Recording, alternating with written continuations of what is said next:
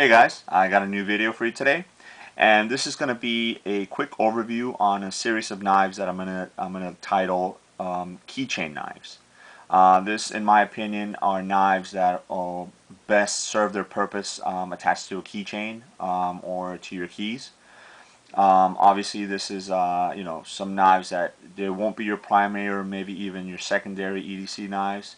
This is more of a last resort knife, or maybe something for smaller non-tactical tasks, like maybe opening up an envelope or cutting some strings off a shirt or something like that. Something that's not going to require a big heavy blade. So starting from left to right, this is the Swiss Army Knife Classic. This one's got the blue translucent scales, as you guys can see there. It's got the Victorinox written out there. And this has just your standard, your small blade. It's got your nail file here with a flathead screwdriver. On the other end, it's got the scissors. And then you have your tweezers on this end. And then this variant actually, instead of having the toothpick, it has a pen. Now, I particularly like this variant, especially for your keys, because a lot of people don't use that toothpick, so you actually got a pen handy all the time. And the way that the actual knife is designed makes it really comfortable to write, because you got good purchase on there to go ahead and jot things down. So a lot of reviews on YouTube on these, so I'm not going to go too much into it. Oh, and obviously you got your little split ring to attach to different things. Next knife is the Spyderco Bug. And if you guys haven't had the chance to hold one of these in your hand, this knife is tiny. It's I want to say it's the smallest production knife out there. It weighs less than half an ounce. I think it comes in at 0.4 ounces. The blade steel is 3CR13, and it's a plain edge. You've got the spider hole there, like most Spydercos do, and then you got the split ring here in the back. As you guys can see, I've attached this little piece of paracord with a cord end in orange, because this little thing, if you drop it, you might never find it. So obviously that makes it easier to find. This is a slip joint knife, and then on the handle right here, you've got the Spyderco Bug, and you got the word Spyderco etched on the blade right there. Definitely, this is by far the most awkward knife to hold because of its diminutive size. So this paracord here actually helps. What I do is I slide my pinky in there. It gives me good purchase, and in case I were to drop it, it won't fall. It hangs right there, and I'm able to pick it back up. So cool little knife, Spyderco Bug there.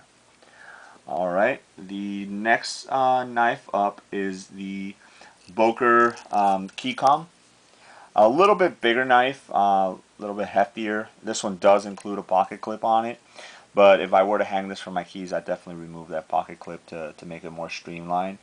It's got the FRN handles right here on one side, and then just your stainless steel on the other.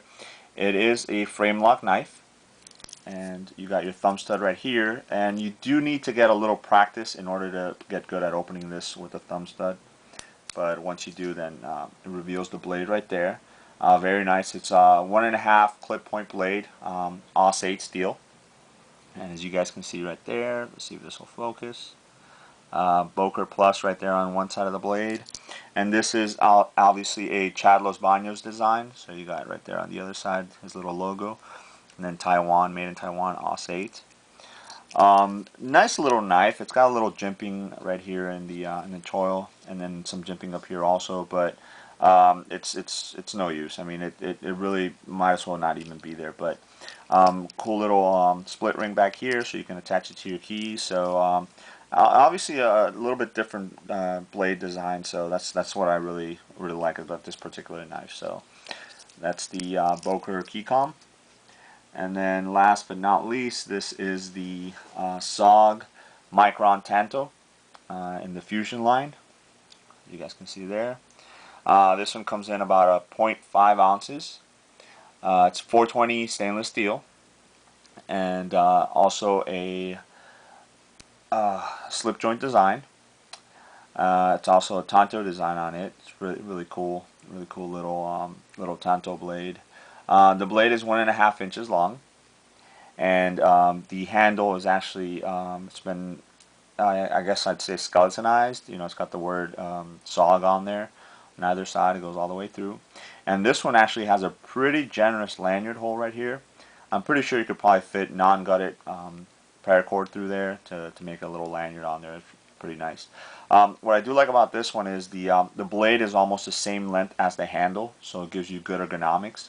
The only problem is, look how thin that handle is, and look how thin that blade is. You know, I'll bring up the bug right here, and it's almost half the size, half the width of the bug, I should say. So that's the only drawback, that because it is so thin, it tends to want to rock in your hands as you're using it. So you definitely got to bite down on it. But what I do like about it is it does have some jimping up here on the blade, and this jimping is actually really, really nice. It definitely digs into your thumb right there, and you're able to get a good purchase on it. Obviously, the main way of opening is this nail nick right here, so no thumb studs. But that kind of goes with the slim profile of it. So if you were to add some thumb studs, it would actually take away from it. So cool little backup blade right there. So guys, like I said, this is my a quick overview of what I'm going to call keychain blades. So if you guys have any questions or any other keychain blades out there that you guys think might be a good addition to anybody's keychain, you know, feel free to let me know. Alright guys, thanks.